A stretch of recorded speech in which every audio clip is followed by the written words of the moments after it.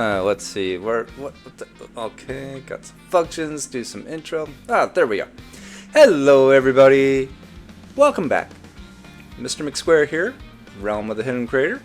And today we're going to knock another item off my to-do list. There it is. The temple. A temple. So the big thing about the temple is I'm going to put a couple clerics in there, and clerics are villagers that are based off of brewing stands.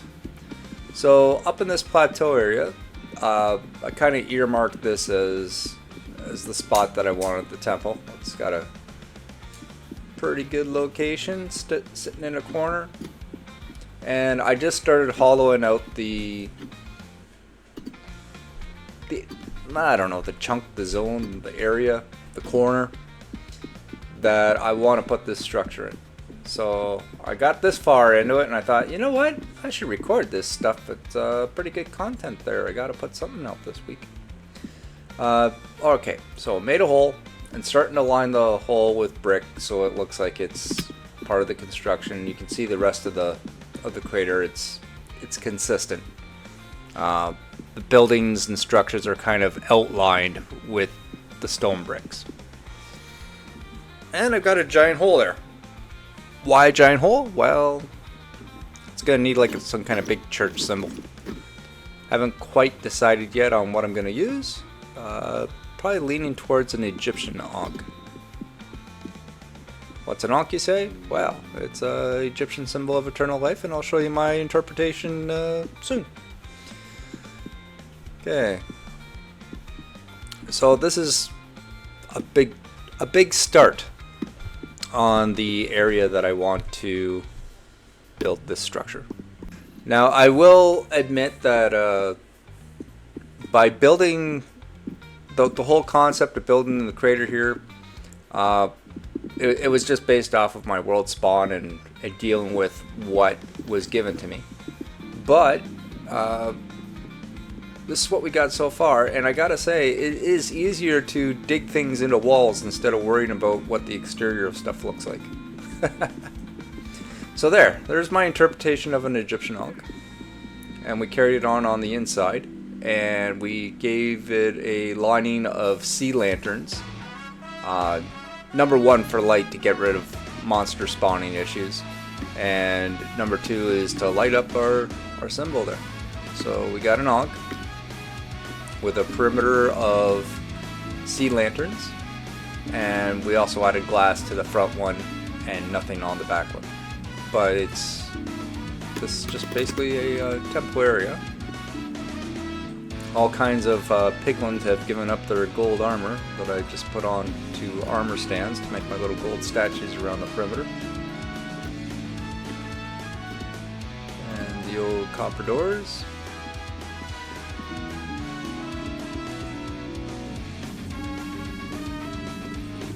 And yeah, I don't like them flush with the outside. I'm just gonna inset them one to give them just a little bit of depth.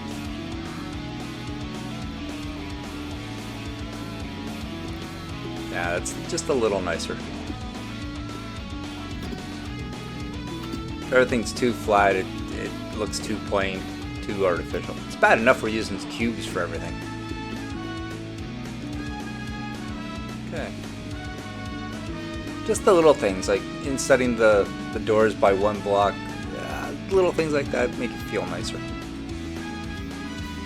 Okay, so at night, you can see that the ankh is well lit up by the sea lanterns. The other walls that are not lit up are quite dark, so it contrasts pretty good. Very prominent in the corner because it's lit up. And thank you, Featherfall Boots.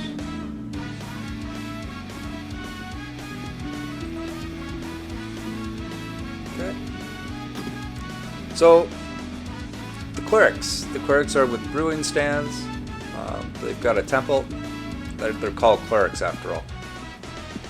And so we'll have to put a little bit of a cleric room, a vestibule, if you will, and a storage room for potions. and something with nether wart. Okay, so you can see I've added a little bits of lighting. This is just a storeroom for potions and a couple patches of nether wart growing. And a lot of these I get from child chambers, or monsters drop them, or treasure chests that are found along the way. But I've got to put them somewhere so I know where to grab them when I want them.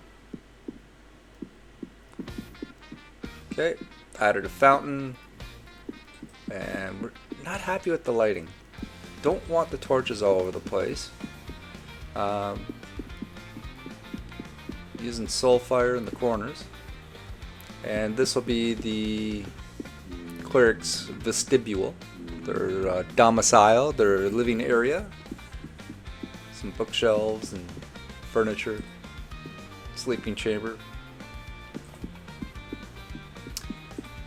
lunch table, bit of artwork, and of course some brewing stands and storage. And a water supply, because brewing stands require bottles and water bottles. And we try to make it pretty. Okay, that's the majority of what it is. It's a bit of a short episode today.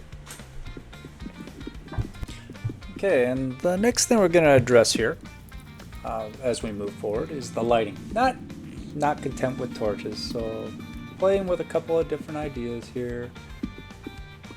This is just a fence, which makes a pretty good stand for our lantern. And while that looks okay, it's not feeling right. Kind of like the idea of chains, lantern hanging down off the chains. And of course using soul lanterns and soul fires in my church.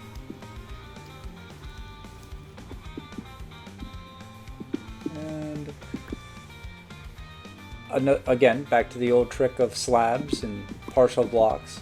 We'll put some light underground and then just cover it up with a partial block so the light will still emit through it. There's a torch. Get rid of that piece of dirt. Okay. Seal it up with a partial block. And then you can see it's dark on the right side and light on the left. It's because the partial block allows the light to go through it. And then we can have the whole room lit up, but we'll hide what the light source is. And displace it, because I don't want to put torches everywhere, but put a gap between them.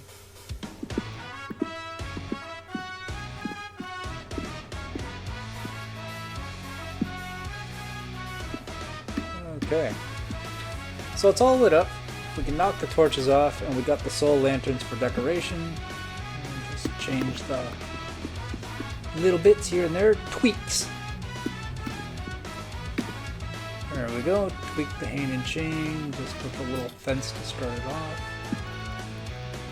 And it could be better, but I'm happy with the way that is. That'll work for me. There we go. Lit up, blue, and the floor's got some hidden lighting that will keep the monsters out. And now I don't have torches all along the walls. Much nicer. Much nicer. More polished, more finished. Really, it's a very pretty storage room. Well, so far so good.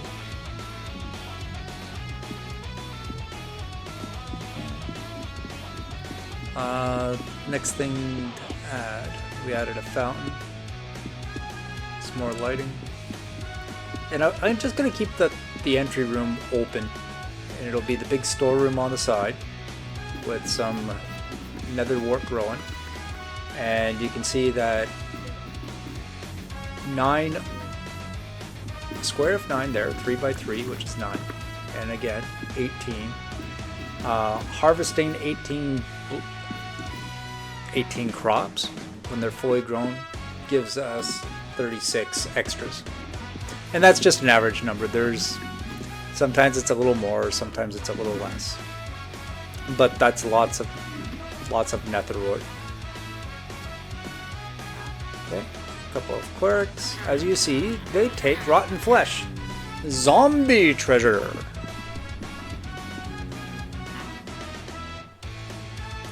And then of course they've got a variety of interesting trades, and we'll just level them up so that we can have a good look-see at what resources are available there. So you've got to get their experience point bar up. Probably be easiest if I just pay them some emeralds. Yeah. Gave them rotten flesh, they gave me emeralds, I give them emeralds, they give me lapis, and I just wanted to see what trades they have available.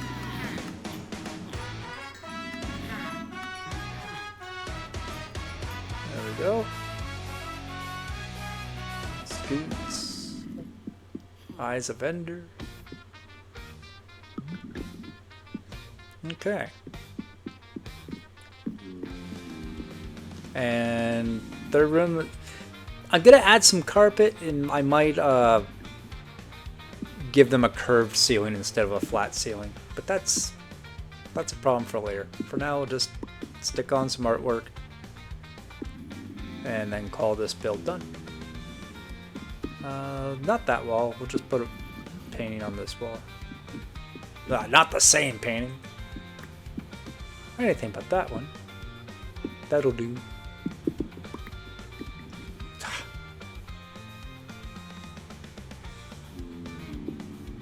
Okay, there we go.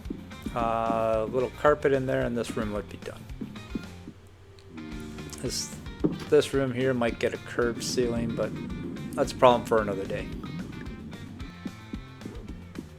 Okay, now it's the best part of the job. Best part is I get to take it off my to-do list. Oh, you know, that feels so good. One more thing off the to-do list. If you have any recommendations for what I should add to the list, I'm very receptive to recommendations. But until then, thanks for joining me. Bye-bye. Such a fun game.